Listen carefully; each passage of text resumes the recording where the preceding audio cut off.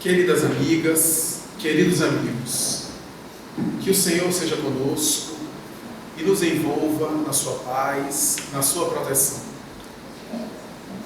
Algumas pessoas nos perguntam o motivo da gravação, por exemplo, e vale a pena explicar.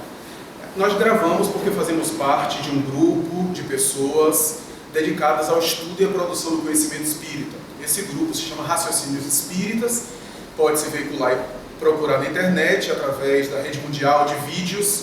Não há nenhum interesse comercial, nenhuma auferição de benefício, muito pelo contrário. Em alguns momentos a gente até cede esse conteúdo para algumas instituições, sem nenhum tipo de interesse de natureza secundária, senão a divulgação do pensamento espírita e a colaboração nas reflexões para que outros estudiosos e outras pessoas até mais capazes possam ampliar e desenvolver as teses por nós apresentadas, as apresentações e exposições doutrinárias que nós oferecemos. Então, aqueles que se interessarem, é um grupo de quase 10 pessoas hoje, totalizando entre colaboradores diretos e indiretos, oradores espíritas, alguns dos quais participam de palestras nessa casa, escritores e estudiosos.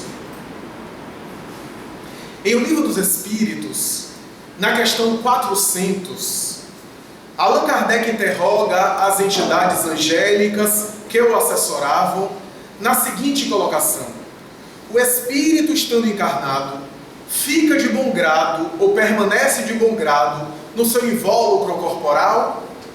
E as entidades espirituais benéficas respondem de uma maneira sintética: é como se perguntasseis se o prisioneiro gosta de permanecer na prisão.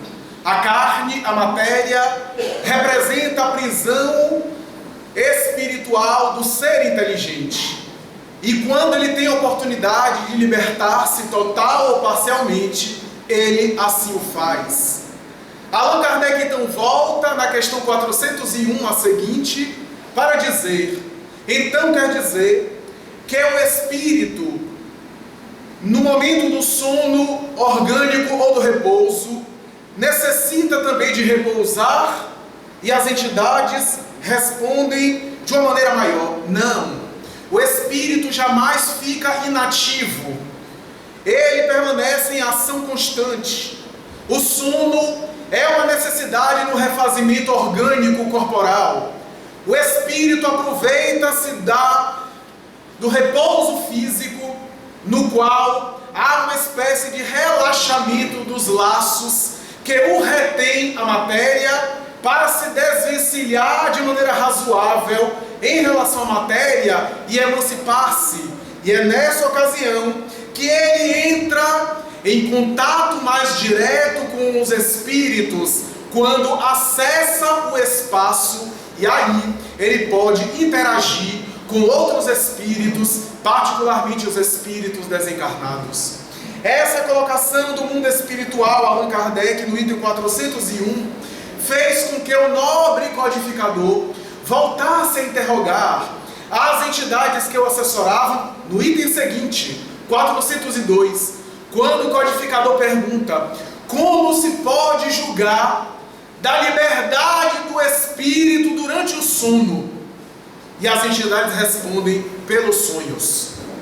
Julgais que durante o sono orgânico, o espírito, se desvencilhando da matéria, pode ir com a velocidade do pensamento a uma série de locais e ali colher as experiências, para que, quando voltando à matéria, imprima nas suas lembranças fragmentos, imagens parciais da experiência vivenciada durante o repouso de natureza orgânica, de natureza material. É pelos sonhos, dizem os espíritos, que se pode julgar da liberdade do espírito durante o sono.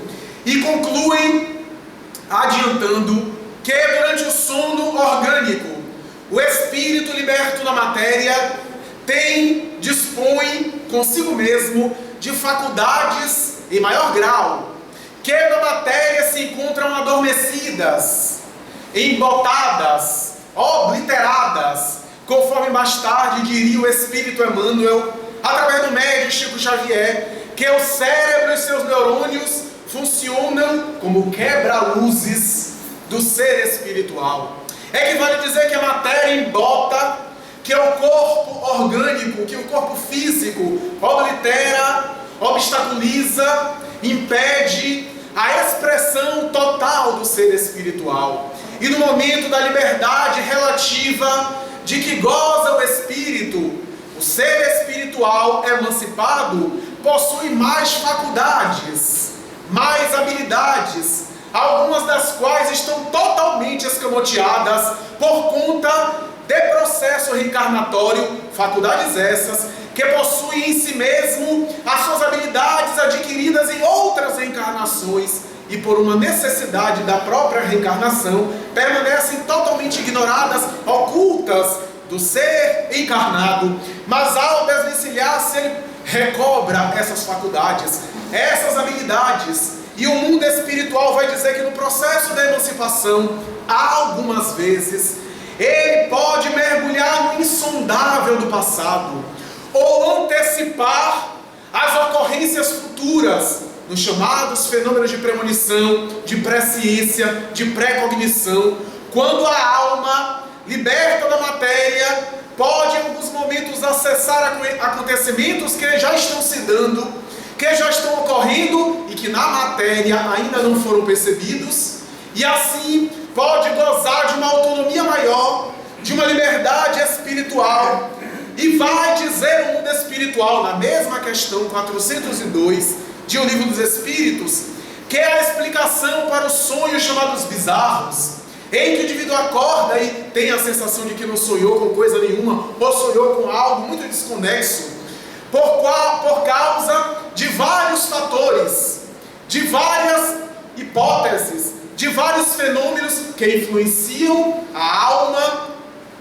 durante a emancipação e que tem a ver também com ocorrências muitas vezes desconhecidas no mundo espiritual. Os espíritos chegam a dizer a Allan Kardec que muitas vezes a alma vislumbra ocorrências, dá-se conta de conhecimentos e de situações no mundo espiritual para as quais não existem ainda fenômenos idênticos no mundo material, no mundo físico, e por um processo de livre associação que o cérebro faz, não decodifica da mesma forma. Imaginemos, por exemplo, alguém que nunca haja entrado em contato com um aparelho de televisão e nós explicarmos a essa pessoa o que é televisão. Olha, um quadrado com uma tela e alguns botões, liga-se a tela, aparecem as imagens. O indivíduo vai ter uma ideia mais ou menos precisa ou imprecisa, vai ter de alguma forma uma noção, algo inexata do acontecimento, da ocorrência, sem necessariamente a fidelidade, a semelhança de explicar, por exemplo, o fenômeno da luz solar a um cego de nascença. O indivíduo vai ter uma ideia imprecisa da ocorrência. Então há fenômenos que ocorrem no mundo espiritual que não possuem ainda a analogia perfeita no mundo material. E ao decodificar, o cérebro normalmente decodifica com algo conhecido. A semelhança de um televisor, que se o indivíduo não tivesse conhecimento e visualizasse o mundo espiritual, ia decodificar através de uma tela e com as distorções que o cérebro, através dos elementos que ele conhece, vai preencher aquele acontecimento.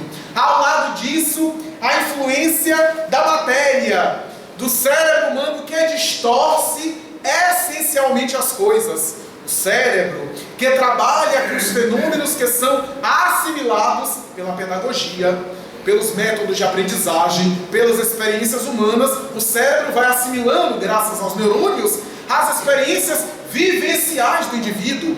E naturalmente que faz analogia, que faz comparações, e é por isso, por essa razão, que nós temos, pelo menos em parte, uma explicação desses sonhos bizarros, desses sonhos sem pé nem cabeça. Mas o mundo espiritual adiciona, acrescenta ainda mais a resposta a Allan Kardec quando vai dizer: o sono e os sonhos são verdadeiros refrigérios para os espíritos de escola, para as almas nobres que aceitam reencarnar nas trevas da experiência terrestre.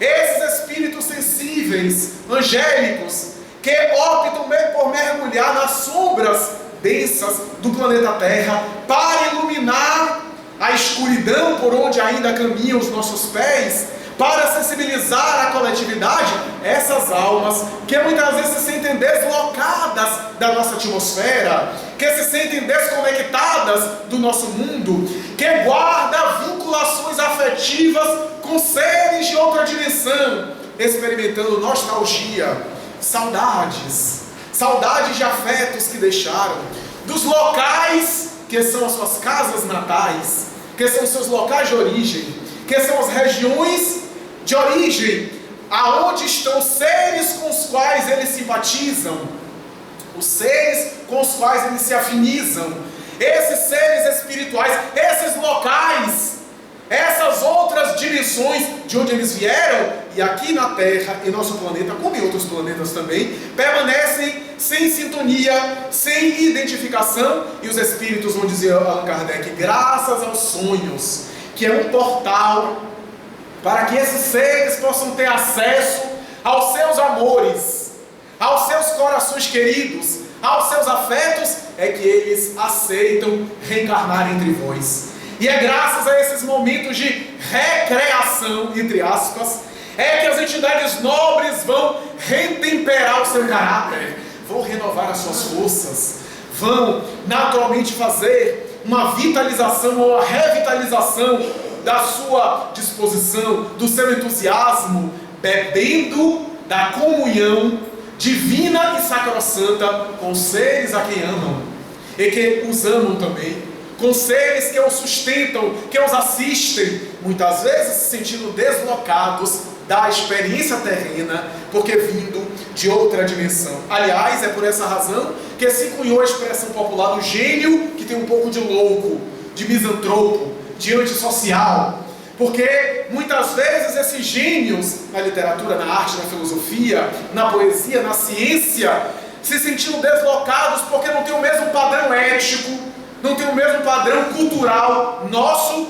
não conseguem se identificar, naturalmente que vivendo as experiências humanas, mas não totalmente preenchidos pelas experiências humanas. Allan Kardec vai mais além, com uma série de perguntas que ele faz a respeito de determinados sonhos que guardam imagens, lembranças e experiências que são da experiência do indivíduo encarnado. E as entidades não deixam de abordar a questão dizendo que alguns sonhos são fruto das preocupações de vigília da criatura terrestre. São subprodutos da preocupação psicológica, das imagens vitalizadas, cultivadas, das ideias fixas, das fixações que nós temos em que o indivíduo sonha com aquelas ocorrências. E as entidades vão dizer, nunca dissemos que a experiência humana e a experiência da matéria não afeta a experiência do sonho e do sono. Mas ainda assim o espírito não se encontra inativo, porque em atividade psíquica, em atividade mental, embora guardando aquelas lembranças e aquelas ocorrências, mesmo em alguns processos emancipado e vivendo experiências, ao lado de mesclado com as preocupações que ele mantém da vida física, veja que caldo de cultura, que coisa. E aí misturando tudo, ao voltar na matéria, impregna-se dessa mistura de coisas, às vezes preponderando aquelas preocupações que o indivíduo mantém na vida de encarnado, aquelas preocupações que estão mais no cérebro superficial, na memória consciente e que muitas vezes predomina em detrimento de outras ocorrências. Allan Kardec vai mais além, quando recebe dos espíritos que a seguinte colocação: quando dorme, o ser humano está momentaneamente no estado em que ficará depois da morte. Quando ele dorme, o espírito fica no estado momentaneamente que vai ficar e vivenciar de maneira definitiva no momento da morte, porque o sono é a libertação parcial, a morte é a libertação total. É, portanto, uma experiência relativa de morte, o que levou Manuel Filomeno de Miranda, o notável espírito, através do médium de Valdo Ferreira Franco, dizer que todo dia o indivíduo experimenta um treinamento, mesmo que de maneira inconsciente, para o processo da libertação, para o processo da morte orgânica, da morte física, no qual o indivíduo também vai passar por esse processo de despertar na vida espiritual, e a sua lucidez durante a vida espiritual, na vida espiritual, guarda, diz Filomeno de Miranda na obra Temas da Vida e da Morte, guarda direta relação ou fenômeno correspondente com a lucidez que ele tem no momento do sono, no momento da emancipação da alma. E vai examinar o mundo espiritual, essas ocorrências. E os espíritos concluem Allan Kardec dizendo que não se pode atribuir os significados populares, vulgares, que se dão em relação ao sonho. Sonho com morte é casamento, sonho com casamento é morte, sonho com bicho, joga no jogo do bicho.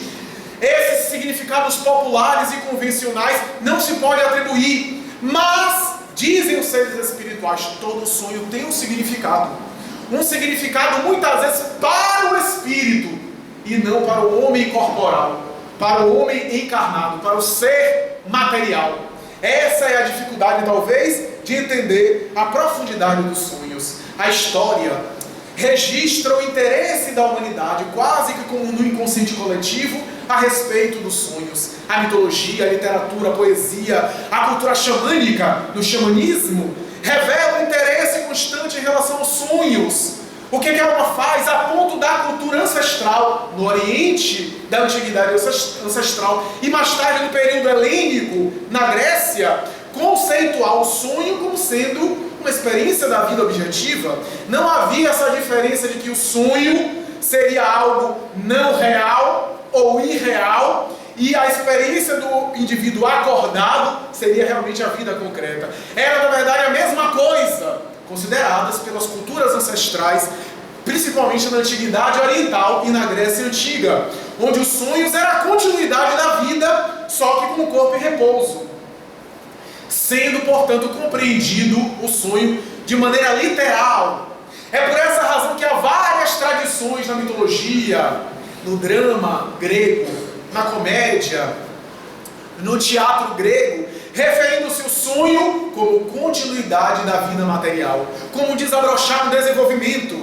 Aliás, as célebres frases que ficaram marcadas na história que atestam essa cultura e essa crença. Lao Tse tem uma frase conhecida, segundo a qual ele diz: sonhei nesse dia, ou no dia de ontem, que eu era uma borboleta que voava. Ao acordar, eu fiquei me perguntando se eu sou um homem que sonhou que é uma borboleta, ou se no fundo eu sou uma borboleta que está sonhando que é homem.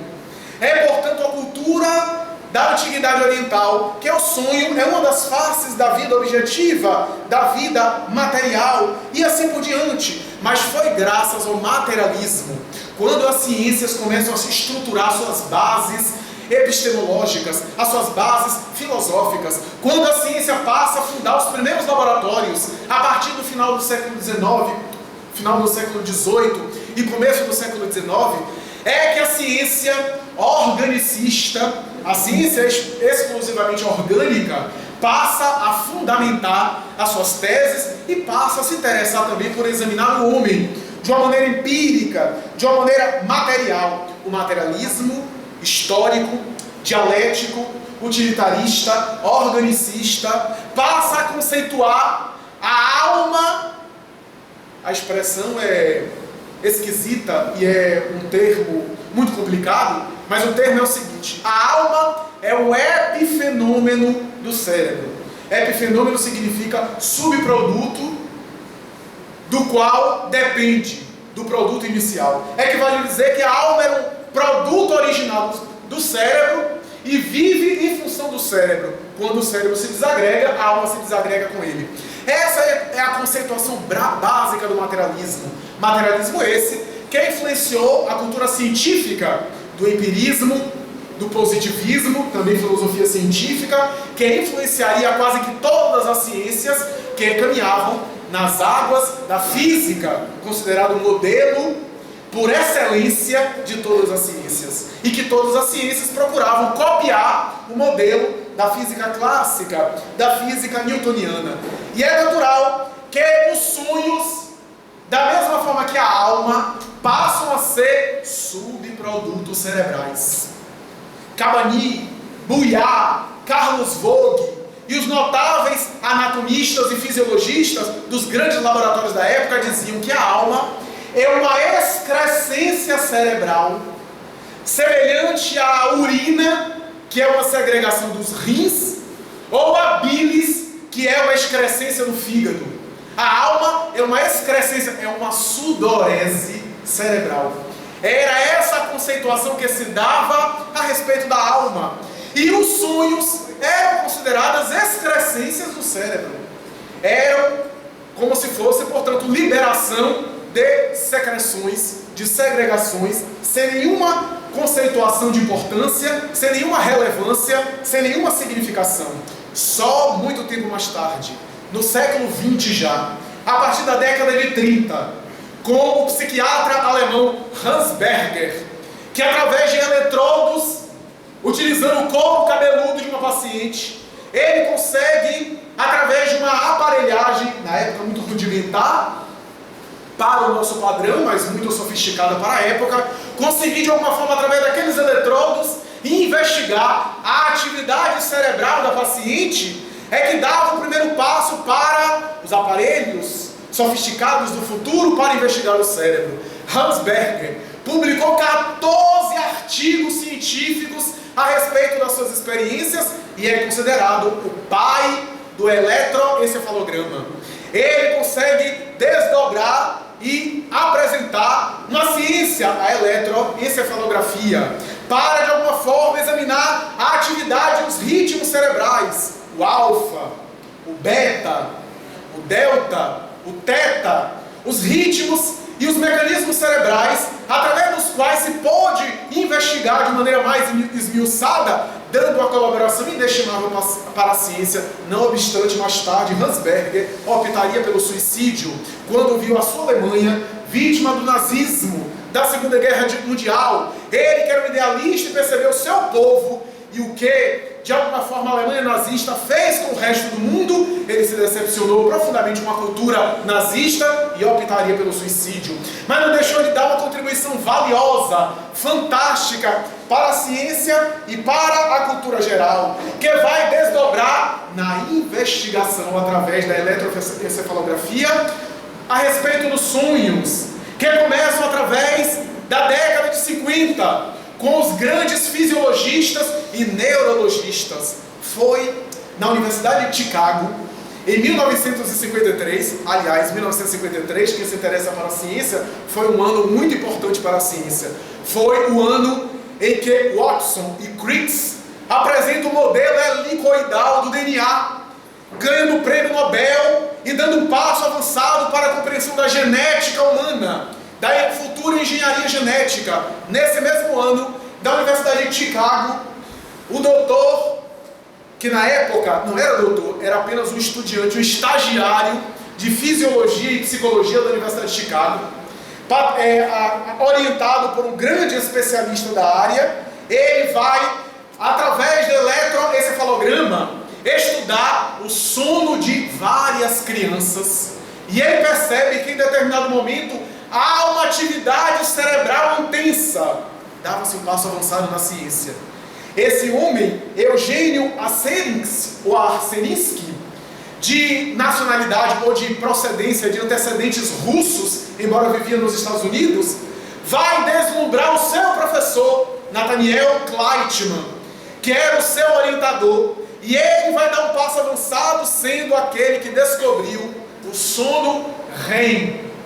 A sigla REM, R-E-M, significa em inglês Rapid Eyes Movement, movimento rápido dos olhos. Era a ideia de que em determinado momento havia um sono mais profundo. Os olhos dos indivíduos em sono mexem-se com velocidade, com um certo ritmo, e naquele momento há uma atividade cerebral muito intensa, maior do que o sono chamado não REM. E eles perceberam, ele, estudante, estagiário, assessorado pelo seu orientador, Nathaniel Kleitman, que é considerado o pai da pesquisa científica dos sonhos, o pai da pesquisa científica onírica, vai examinar aquele sono REM, que foi inicialmente descoberto pelo seu aluno, mas a pesquisa vai avançar ainda mais com o seu orientador, e Nathaniel Kleitman vai perceber que o sono REM gerava no indivíduo uma pulsação maior, uma pulsação cardíaca, uma alteração da pressão arterial, uma respiração mais intensa, dando demonstração de uma atividade cerebral, e por que não dizer também mental, psíquica, mais intensa. Era um passo avançado para que a ciência pudesse entender essas ideias. Nathaniel Kleitman vai desdobrar os estudos do seu aluno, a descoberta inicial do sono REM, e vai lançar um trabalho notável chamado Padrões de Sonhos, na Universidade de Chicago. Nesses padrões de sonho, ele percebe, por exemplo, que o sono REM é muito diferente do não REM. Que o sono REM ocupa uma fatia muito pequena do restante da noite. Em 8 a 12 horas de sono, 3 horas aproximadamente, segundo ele, seria apenas de sono REM. E o que mais interessa a ele é o seguinte: ele fez experiências com cobaias humanos, com pessoas, por exemplo, privava a pessoa do sono REM. Toda vez que a pessoa entrava no sono REM, ele acordava a pessoa para saber o efeito do que acontecia. Memória fraca e dificuldade de concentração. Depois fez a experiência ao contrário, deixava a pessoa dormir no sono REM, e no sono não REM procurava acordar sempre. E a pessoa não tinha memória fraca nem concentração debilitada, mas tinha lentidão e muito cansaço. Então ele começa a mapear, começa a fazer experiências em ambas as áreas do sono REM e do sono não REM, para ter uma ideia. E a conclusão dele é que o sonho acontece no sono REM.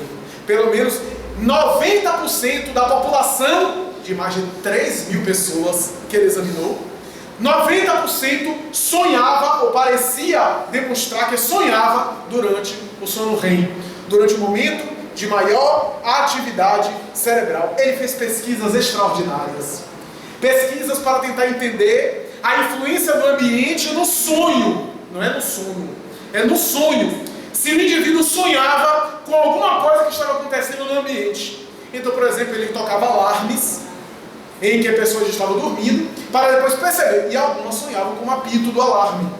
Ele acordava algumas pessoas com um banho de água. Olha que maravilha.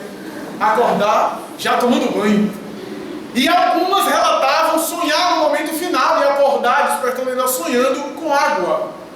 Então ele fez várias experiências fisiológicas. A pessoa ia dormir faminta, ou ia dormir apertada para ir no banheiro, e sonhava com aquelas ocorrências, a influência do corpo, das necessidades fisiológicas, para naturalmente a produção desses sonhos, dessas manifestações oníricas. E a sua conclusão é admirável. A conclusão dele, de um cientista honesto, sério, no entanto, não esgotou o assunto. Ele teve duas conclusões em geral. Primeiro, os sonhos são frutos de atividades meramente cerebrais. Para nós pode ser decepcionante essa conclusão, mas era a declaração honesta desse pesquisador. E o segundo, mais decepcionante ainda, o que não invalida a pesquisa extraordinária dele, é que os sonhos não têm nenhum significado, não têm nenhuma importância, nenhuma significação. É notável que ele era um homem no tempo dele, que ele não conhecia naturalmente uma abordagem integral dos sonhos, examinou de maneira puramente biológica e fisiológica, mas não se pode negar que na época de Kleitman, Sigmund Freud, o pai da psicanálise, já havia também apresentado as suas teorias a respeito do mundo onírico, da experiência onírica, desde o ano de 1900, considerado o ano de ouro, ou o ano dos mais importantes na história da psicanálise, quando Sigmund Freud apresenta a obra A Interpretação dos Sonhos, em algumas traduções e outras, da interpretação dos sonhos, é que surge uma nova mentalidade para se abordar os sonhos. É considerada a obra-prima da psicanálise, a obra principal. Mesmo aqueles que mais tarde discordaram das teses psicanalíticas, se admiraram daquele trabalho extraordinário do neurologista e psicanalista austríaco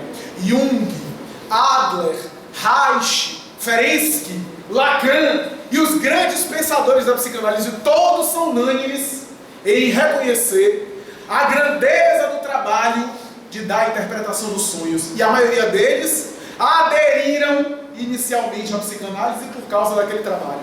Era um trabalho admirável, feito de uma argumentação muito sólida, embora passível de crítica, como todo trabalho, embora não tinha experiência laboratorial, porque estava lidando com coisas abstratas, com questões muito abstratas, mas é um trabalho muito bem escrito, admirável, embora passível de revisão e até de contestação em alguns pontos, não deixa de ser um trabalho extraordinário, uma das grandes obras da história da humanidade, a interpretação dos sonhos.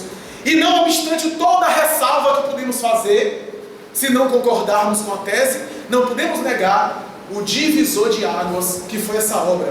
A partir desse momento, Freud apresenta o conceito básico do inconsciente, dos fenômenos que estão abaixo da linha da consciência, que ele consegue comprovar, dos desejos reprimidos que aparecem em forma de sonho. Todo sonho, para a conceituação freudiana, é uma manifestação de um desejo que estaria reprimido. Aquilo que a gente gostaria de fazer, mas não deve ou não pode, ou não tem oportunidade de fazer, nós reprimimos, fica aquilo em nossa memória, tiramos da consciência, mas fica nos depósitos da memória, e nós podemos realizar aquilo durante o sono. Não se pode negar a beleza e também a importância dessa tese, não obstante as ressalvas que podemos fazer. Freud chega a dizer que no sonho há duas faces. Aquilo que ele chamava conteúdo manifesto e conteúdo latente. O conteúdo manifesto é aquilo que aparece no sonho, que para Freud é uma imagem distorcida do conteúdo latente. O conteúdo latente é o significado do sonho, é a mensagem do sonho. E o conteúdo manifesto é aquilo que aparece. Para Freud é porque o ego tem defesas, tem resistências de encarar a si mesmo. E por isso, o inconsciente, para liberar esses conteúdos, a semelhança da figura da panela de pressão, que precisa liberar os excessos através dos seus orifícios, ou do seu orifício, o inconsciente precisa liberar aquelas ocorrências. Como o ego, o consciente, não aceita, ele aparece de maneira distorcida. Então, por exemplo, desejos que são considerados reprováveis na sociedade, instintos que são reprimidos, aparecem de maneira distorcida para dar vazão a esses instintos. Essa é a tese freudiana. Eu estou apenas reproduzindo, repetindo literalmente a tese freudiana. Então, há sonhos que aparecem dessa forma, que se configuram e que se projetam dessa forma. E a tarefa, diz Freud, do psicanalista ou do indivíduo que sonha, é tentar entender qual é a mensagem que está por detrás, isso é, chegar no conteúdo latente, para tentar entender qual é o desejo do sonhador naquele sonho. Essa é a tese, é o conceito freudiano, sempre encontrar aquele desejo reprimido. Então, digamos, de uma maneira banal, de uma maneira geral, porque não há na psicanálise que um sonho representa uma coisa, outro sonho representa uma coisa, é para cada pessoa, porque se eu sonhar com uma coisa e outra pessoa sonhar com a mesma coisa, vai ter significados diferentes para cada um, porque tem a ver com o inconsciente do indivíduo, com a história de vida de cada um, e assim por diante. Mas digamos de maneira bem banal, bem genérica, só para ter uma ideia. Digamos que o indivíduo sonhe despido, é um dos sonhos clássicos da psicanálise, é uma das temáticas clássicas da psicanálise. Ele sonha, por exemplo, despido, diante de, por exemplo, água, um lago, um mar, um oceano. Eu estou colocando de maneira bem banal, bem clichê. Então, esse indivíduo, ele se relaciona com esse lago, ou esse mar, seja pulando, mergulhando nas águas maravilhosas, seja tendo medo, sem resistência, em uma interpretação psicanalítica muito superficial, porque nós estamos aqui examinando a repercussão, a subjetividade, a singularidade do sonhador, mas de uma maneira geral, podemos dizer que o mar ou o oceano, que é desconhecido, porque a gente não sabe o que está lá dentro, a gente ignora, poderia representar o inconsciente, desejos reprimidos, como é o caso do desejo sexual, e a forma como o sonhador está se relacionando com aquela dimensão de água, poderia simbolizar, digamos assim, a sua relação com a sexualidade. Se é um indivíduo bem extravasado, ele mergulha de cabeça. Se é um indivíduo castrado ou reprimido, ele não bota nem o pé. Então vai depender muito da sua relação com a sexualidade. A relação que ele tem com sua função da libido. Porque para a psicanálise, no inconsciente, guarda-se a energia psíquica da vida que está associada ao fenômeno sexual. A libido representa o papel mais importante, não é um papel importante, é o mais importante do psiquismo para a psicanálise freudiana. É que vai dizer que todo desejo reprimido do sonho, em última instância, para Freud, era um desejo de natureza erótica, de natureza sexual.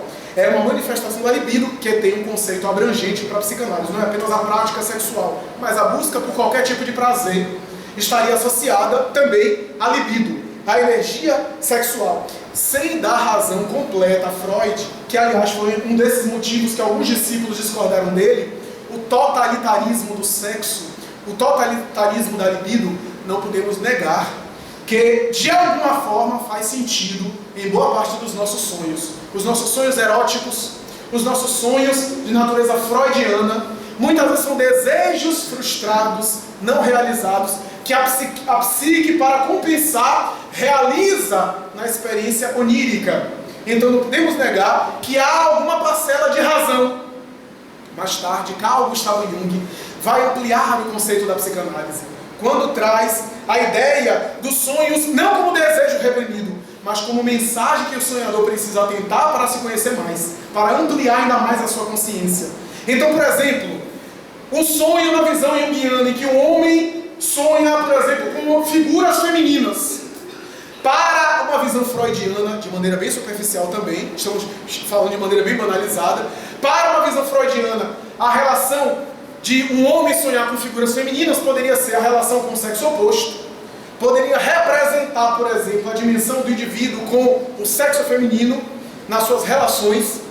Um homem sonhando com figuras femininas em uma visão junguiana poderia representar para ele a sua dimensão feminina interna com a qual ele tem necessidade de se relacionar. Então, por exemplo, figuras femininas aparecem no sonho dele. Pode ser uma sugestão que ele precisa também trabalhar o seu lado feminino. De repente é um homem grosseiro, um homem machista, um homem muito autoritário. Então ele sonha com figuras de mulheres. Porque para a perspectiva junguiana, cada elemento do sonho é uma parte do próprio sonhador. É como se fosse um fragmento do próprio sonhador. Então se ele sonha com a mulher, é uma parte dele mesmo, representada naquela mulher. Se ele sonha com um parente, é aquilo que tem a ver com ele mesmo, que está associado ao parente. E assim por diante. Jung dá uma colocação fantástica e vai nos colocar uma série de situações, os sonhos arquetípicos, com figuras religiosas que tanto impressionou ele, e mais adiante. Mas ainda tem uma série de perguntas sem respostas na visão junguiana a respeito dos sonhos. Algumas perguntas até hoje. Por exemplo, os cientistas perguntam com o que é que os bebês sonham. Até hoje não se sabe. Se sabe que eles sonham, já foi se constatado. Mas com o que é que eles sonham, não se sabe. Os animais sonham? Há discussões. E se sonham, qual o conteúdo dos seus sonhos? Há também uma série de interrogações. Se é fruto de imagens que são cultivadas na vida psicológica do indivíduo, portanto imagens pensadas, como é que a gente explica que cegos de nascença sonhem com pessoas que não são cegas? Essa é uma grande pergunta que os cientistas também colocam. E o sonambulismo? Como é que explica o sonambulismo? Até hoje a neurologia não tem uma explicação total para o sonambulismo. É um transtorno do sono, colocam assim. Mas como explicar alguns fenômenos do sonambulismo? O sonâmbulo andando e dizendo coisas que estão acontecendo à distância. Que ele não está lá, mas ele está descrevendo. E se a pessoa puder conferir, está lá. Acontecendo aquelas coisas. E ele vendo as coisas à distância. É claro que ele não está vendo com os olhos. Ele está visualizando. Allan Kardec, em um texto, vai dizer: o sonambulismo é uma luz projetada à ciência psicológica do futuro, porque demonstra de maneira cabal a independência do corpo em relação à alma. Não é o olho que vê, é alguma coisa no indivíduo que não é o olho que está fechado, que está visualizando, e que o indivíduo muitas vezes não se lembra ao recordar. E os sonhos paranormais, a história é rica de fenômenos oníricos de paranormalidade. Dodê, que sonha e sonha de tal forma com a obra que ele escrevia, e quando acorda a obra estava escrito. O cântico, as cartas ao meu moinho. Voltaire, que escreve o cântico do Henriade, enquanto dormia, enquanto sonhava. Tartini, o grande compositor italiano, que escreve a sua sonata ao diabo. Ele colocou ao diabo. A sonata ao diabo, enquanto dormia, enquanto sonhava. Uma obra belíssima, que é naturalmente produzida por violino, Dante Alighieri, que sonha com Virgílio, que o leva a regiões do mundo espiritual, e ao voltar ele escreve a Divina Comédia, em seu gênero a maior obra da humanidade. Ou seu filho Jacopo, que depois do pai morrer, sonha com o pai, que vai e conduz ele até o local onde ele morreu, apresenta o local, um cofre, e ao apontar para o cofre, aqui está o último capítulo, o capítulo 13 da Divina Comédia, que estava incompleta. Ele acorda, narra Boccaccio, personalidade cultural célebre da Idade Média, faz o mesmo caminho que fez durante o sonho, e ali encontra o último capítulo do céu, o capítulo da Divina Comédia, para completar essa obra que é considerada a maior obra da Idade Média, e tantas outras. O sonho de Faraó no Egito, que foi interpretado por José, ou de Putifar, o escravo, que se encontra na Bíblia e que também é interpretado por José. Quantos sonhos! Teresa d'Ávila, que dizia que sonhava com o purgatório e o inferno, e ela dizia: Jesus me mostra e me leva até o inferno para me mostrar o que é que vai acontecer comigo se eu não cumprir bem a missão que ele me deu. E graças aos relatos de Santa Teresa d'Ávila é que temos, porque os relatos dela vai contribuir de maneira extraordinária com a teologia católica do inferno e do purgatório. Quantos sonhos! O sonho de Calpurnia, narrada por Plutarco, o historiador de Roma. Calpurnia, a esposa de Júlio César, que sonhou mais de uma vez Júlio César sendo assassinado com um punhal nas escadarias do Senado. E um dia ela pede e faz de tudo para que seu marido não vá até o Senado. Ele foi e é assassinado pelo punhal de Brutus. Está narrado na história pelo historiador Plutarco, que não era religioso, não era espiritual. Há um fato célebre nos anais da história política dos Estados Unidos. Quando Abraham Lincoln era presidente dos Estados Unidos, narra a sua biografia que um dia ele teve um sonho. Ao acordar, narrou o sonho para a esposa. O sonho era o seguinte: eu sonhei que estava no enterro, e ao me aproximar do féretro e das pessoas velando, era aqui mesmo na Casa Branca. Eu me aproximei e as pessoas estavam velando o cadáver. Eu fui me aproximando até que um dos guardas, uma das pessoas, um dos funcionários da Casa Branca, eu perguntei então: quem foi que morreu? E alguém disse: o presidente. E eu acordei. Ele achou engraçado, a esposa ficou um tanto temerosa. Naquele dia ele é assassinado por John Buff. Naquele dia ele tem a sua vida ceifada, dando mostras desse fenômeno premonitório. Carl Gustav Jung, já citado, sonhou um dia por volta de 1912. Ele sonhou com o planeta Terra, ele fora do planeta Terra no espaço, e uma grande onda oceânica que se levantava como um tsunami, que saía invadindo a Europa e tomava conta de uma série de países. Ao acordar, ele diz: a humanidade logo mais vai experimentar uma grande guerra. 1912. 2 anos depois, 1914, a Primeira Guerra Mundial. Um sonho premonitório. Mais tarde, um amigo dele morre e ele sonha com um amigo que aparece na sua casa, que leva-o até a sua residência. E chegando na residência, ele vai até a biblioteca do amigo. Chegando lá, da segunda prateleira de baixo para cima, 5 livros encadernados em tom vermelho. E um deles, do escritor francês Émile Zola. Ele olha para o livro e desperta.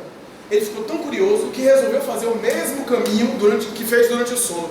Vai até a casa do meu amigo, bate na porta, a esposa, agora viúva, atende. Ele, muito constrangido, vai dizer, que pede com toda desculpa, era um momento de dor, de sofrimento, de luto, pede desculpas, mas pede-lhe para ir até a biblioteca residencial do amigo, e ao entrar na biblioteca, vários livros, da segunda prateleira de baixo para cima, 5 livros encadernados em vermelho, e um deles, Émile Zola. Quando ele retira, porque só tinha um autor, quando ele retira o livro, está ali na frente, na capa, A Herança dos Mortos.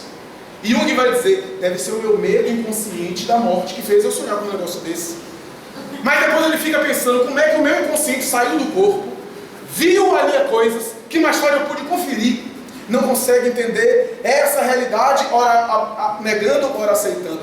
O Espiritismo tem uma abordagem holística e integral a respeito dos sonhos. Quando fala dos sonhos do inconsciente, Allan Kardec, antes de Freud, falava dos sonhos do inconsciente, quando ele fala das preocupações do indivíduo. das preocupações da vigília. Mas há sonhos que não são sonhos psicológicos, sonhos psíquicos, sonhos que têm a ver com o nosso cotidiano. Quanta coisa a gente sonha que tem a ver com o nosso cotidiano? Quantas vezes eu estou esperando, por exemplo, uma correspondência, uma encomenda que eu peço, está para chegar, e às vezes eu sonho com a encomenda chegando. São sonhos inconscientes, sonhos puramente psicológicos. Ou um trauma que de repente eu vivi na infância e eu sonho com aquilo repetitivo. É como se fosse um disco arranhado. Mas quantos sonhos que não são sonhos? São vivências espirituais. São encontros espirituais além da matéria. E que nós guardamos uma relativa lucidez a depender de cada pessoa. Os espíritos costumam dizer, Joana de Ângeles diz isso, que sem ser de maneira absoluta, podemos ter uma ideia se o sonho foi psicológico ou se foi um sonho espiritual com a dimensão emocional dos sonhos. É que vale dizer que os sonhos psicológicos, os sonhos do inconsciente, são sonhos mais estáticos, mais parados, com menos movimentação e não tem cores, são preto e branco. Já os sonhos espirituais têm uma movimentação, tem um color, é Technicolor, Full HD. É uma dimensão intensa. Se eu pergunto a alguém, o seu sonho foi colorido, preto e branco, e a pessoa para meditar, foi preto e branco. Porque tem uma cor pálida, algo mais ou menos. O sonho colorido, a pessoa abraça uma pessoa, por exemplo, no sonho, e acorda com a sensação do abraço, do cheiro, do contato, da fala da pessoa. É uma experiência forte, como se a pessoa tivesse vivido, porque viveu aquela experiência. Guarda naturalmente uma impregnação emocional muito grande, porque o sonho do inconsciente não tem emoção, porque é um arquivo. É um arquivo que libera. E aí entra também os sonhos de vidas passadas. Quantas vezes um trauma, por exemplo, a pessoa sonha sempre se afogando. Às vezes é um trauma que a pessoa vivenciou em outra vida. E a pessoa tem medo na vida atual. Não vai acontecer na vida atual. Já aconteceu, só que o disco está arranhado, está emperrado. E o indivíduo fica sonhando com aquele fenômeno morte. Sonha se afogando, sonha em uma situação de fogo, uma situação quase sempre violenta. Então é um trauma que o inconsciente não conseguiu digerir totalmente e que está associado a vidas passadas. Os sonhos arquetípicos. Jung falava tanto dos sonhos com figuras, ícones de religião. A pessoa sonha com Nossa Senhora, sonhar com Jesus, sonhar com o santo católico. Jung dizia que esses arquétipos da cultura universal que estão no inconsciente coletivo. Mas a doutrina espírita consegue explicar um pouco mais esses arquétipos. Em verdade, nós às vezes visualizamos e entramos em contato com seres espirituais nobres, com espíritos de alta elevação, com espíritos nobres. Por exemplo, saímos do corpo e encontramos um espírito feminino evoluído. A depender da nossa crença, o cérebro decodifica e associa a Nossa Senhora, porque para nós, a depender da nossa crença, Maria Santíssima é o máximo do feminino. Nós voltamos e acordamos, sonhei com Maria.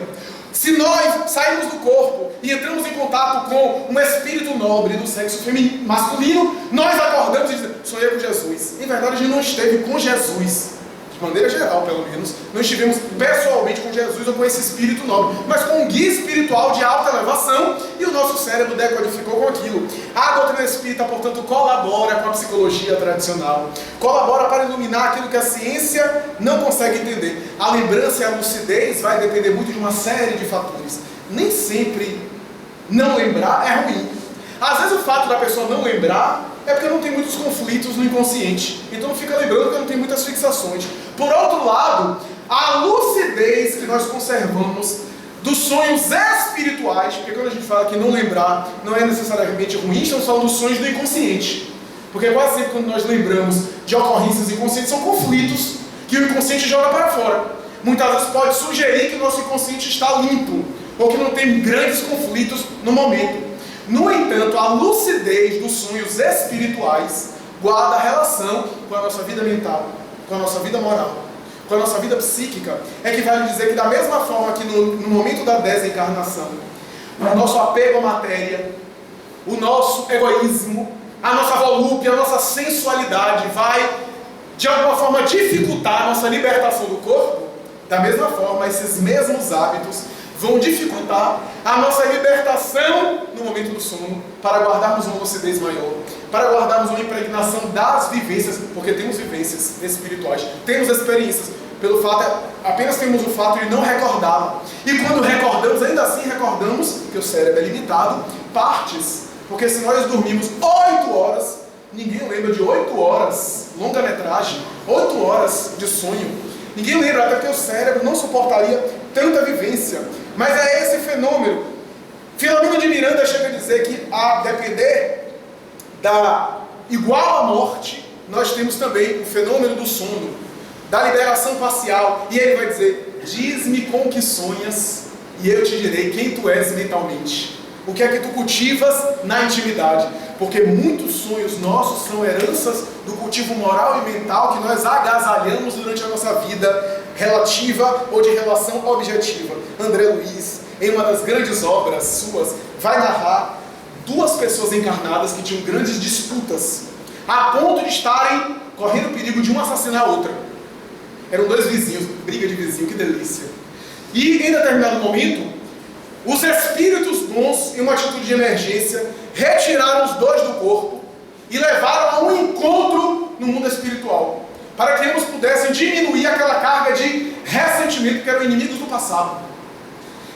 E é interessante porque eles pegaram aquele que tinha sentimentos melhores, levou até um local, uma reunião de bons espíritos, e pegou o outro mais revoltado, e procurou trabalhar, doutrinar esse que tinha sentimentos mais desenvolvidos, para tentar a reconciliação, a fim de afetar a vida de vigília.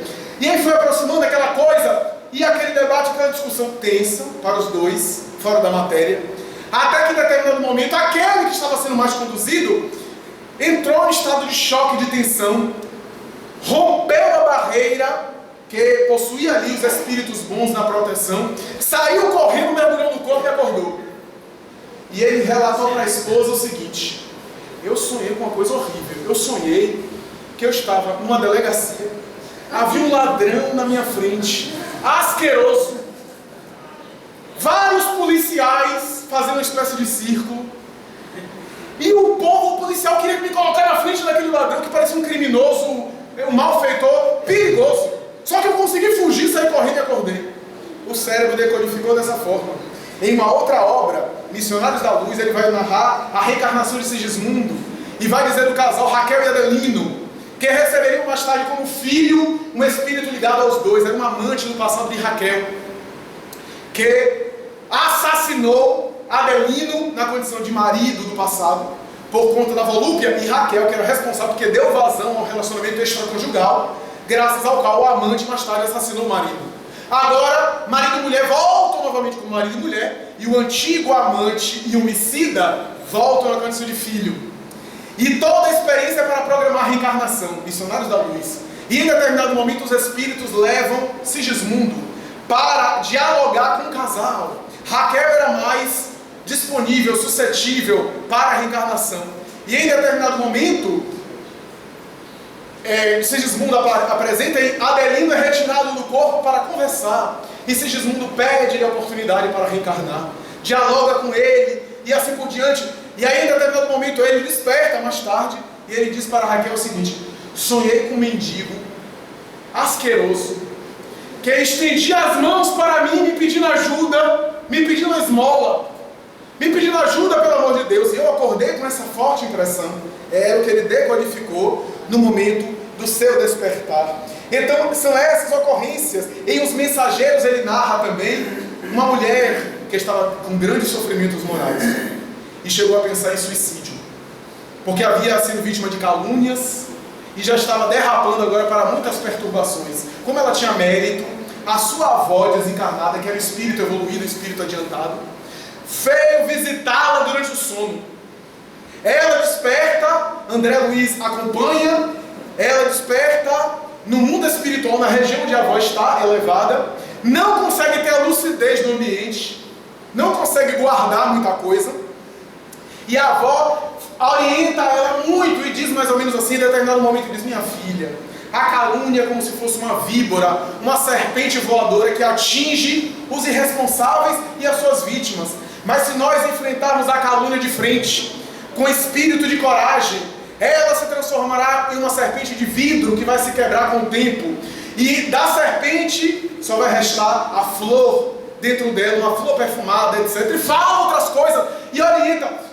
O espírito, conversando com a avó ali, chega a adormecer nos braços da avó. É levado de volta à matéria, colocado no corpo, e André Luiz pergunta ao orientador espiritual que eu dirigia: ela vai lembrar disso tudo aqui? O espírito disse: não, quase nada.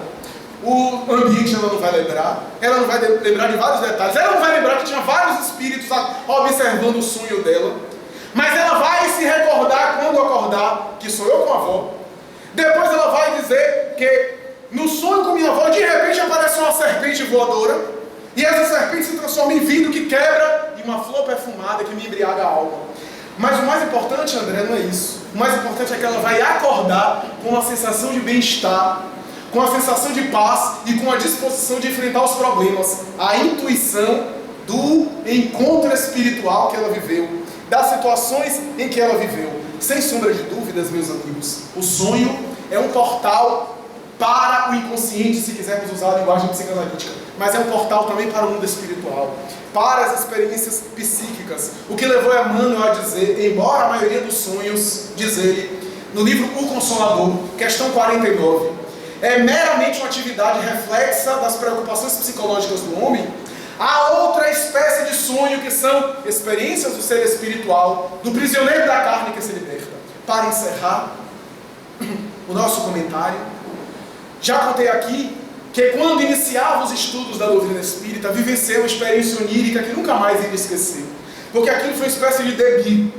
Eu debutava. Eu vivi uma espécie de iniciação. Não que a pessoa, para ter uma iniciação espiritual, precisasse de um fenômeno de qualquer ordem. Pelo contrário, a maioria não precisa, senão de um despertar da consciência. Eu estava estudando a doutrina espírita nessa casa, frequentava essa casa na condição de participante, de colaborador, de estudante de grupo de estudo e de jovem. Por volta do ano 2000, tinha aproximadamente 17 para 18 anos. E lendo o livro dos médiuns de Allan Kardec, eu me lembro que eu estava estudando a obra na época, por primeira vez estudava a obra. Um dia, ao chegar da rua de algumas atividades, eu começava a estudar a respeito de alguns fenômenos na sala onde eu morava, onde nós residíamos, e me senti à semelhança de um tremor que invadia meu corpo e um torpor que tomou minha alma. Mais tarde, só mais tarde, eu pude entender esse fenômeno que Ivone Pereira relata tanto em suas obras, o tremor, que é a dissociação molécula a molécula do perispírito em relação à matéria. O indivíduo vai saindo num desdobramento consciente, numa emancipação lúcida. E eu experimentei aquela emancipação, uma emancipação lúcida. Eu via todo o ambiente como se não estivesse dormindo, como se não tivesse nem fechado os olhos. E ao me desprender da matéria, eu sentia como se tivesse algo flutuando, como se não estivesse no equilíbrio convencional. Eu não sentia as minhas pernas da cintura para baixo. Ivone Pereira falaria isso mais tarde, em Recordações da Mediunidade, eu leria, aliás, mais tarde. E eu me deslocava para um fenômeno que eu não conseguia entender, como se algo me dirigisse. Olhei para o corpo, estava ali deitado aqui, achei uma gracinha aqui para nós o corpo, deitadinho, bonitinho. E eu fora da matéria, e fui impulsionado a me direcionar para um dos cômodos da casa. E ao chegar nesse cômodo, antes de adormecer, entre aspas, de fechar os olhos, eu ouvia o meu pai, meu genitor, conversar com um amigo seu. Na época, uma tia nossa, que foi uma segunda mãe para nós, havia desencarnado de maneira dolorosa, por leucemia. Só muito tempo mais tarde ela era dedicadíssima ao bem, tinha seus méritos. Mais tarde eu pude perceber que permaneceria vinculada à família, na condição de espírito amigo, ajudando algumas pessoas, principalmente ligada amorosamente a uma das minhas irmãs. E muito mais tarde eu pude perceber que ela era espírita na Terra, não sabia enquanto estava encarnada, frequentava a Casa de Oração Bezerra de Menezes, uma das casas irmãs desta, e eu fui arrastado fora da matéria, na direção do quarto onde meu pai estava, e eu vi, conversando no telefone, sentado na cama e com o telefone conversando, e ao lado dele, essa minha tia, com uma nitidez, uma roupa que ela usava e um perfume que era característico dela. Eu me aproximei, abracei-a. Eu frequentava o Paulo Estevam, para quem não se lembra, não estava encarnado na época, o salão doutrinário era de lá para cá. Eu muitas vezes vinha aqui e assistia. Eu me lembro de uma das primeiras palestras que eu assisti do nosso confrade Eugênio, já desencarnado, que mais tarde agendaria palestras, inclusive conosco, aqui nessa casa, por volta do ano de 2002. E eu vim aqui, muitas vezes sentava, há um vídeo, coisa de antigamente, há um vídeo de Divaldo Franco fazendo uma palestra aqui sobre Maria de Nazaré, que eu apareço, 16, 17 anos, horrível, eu fiquei bonito depois, mas horrível. Então, eu vim aqui, orava por ela, tentava envolvê-la em vibração, e naquele momento, eu tentei falar o que vinha na minha alma. Eu queria perguntar a ela se ela recebia as orações que eu fazia, se ela poderia perceber, se ela estava naturalmente conosco quando eu orava por ela. E ela, eu não verbalizei, eu pensei, mas ela captou o meu psiquismo e disse: eu não preciso estar próximo de você para receber as suas orações, meu filho.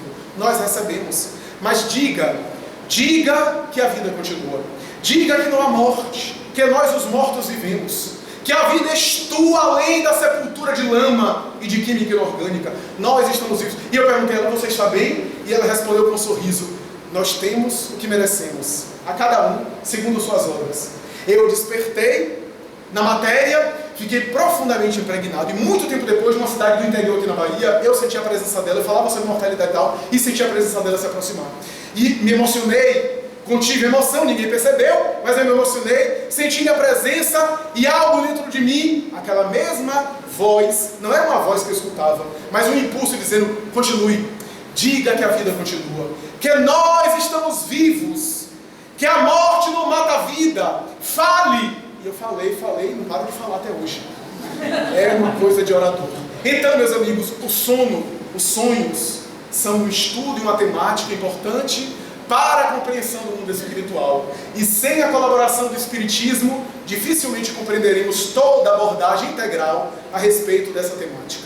Muita paz.